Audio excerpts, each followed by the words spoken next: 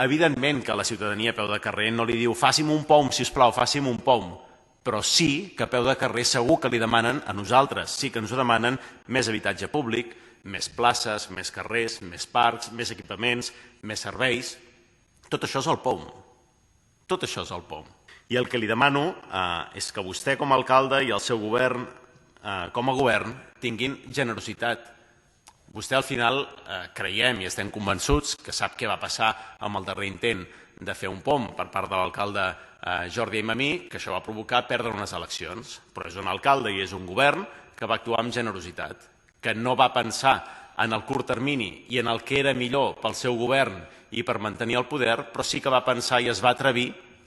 a planificar la ciutat per la propera generació. I això és un acte de generositat que en política s'ha de tenir amb aspectes com aquests que situen la política al mitjà i al llarg termini, pensar en les properes generacions i no en les properes eleccions, que és el que va fer l'últim govern socialista de progrés de la nostra ciutat i és el que vostè no s'ha atrevit a fer en 13 anys. És inacceptable i és d'una desídia enorme que vostè com a alcalde i el seu govern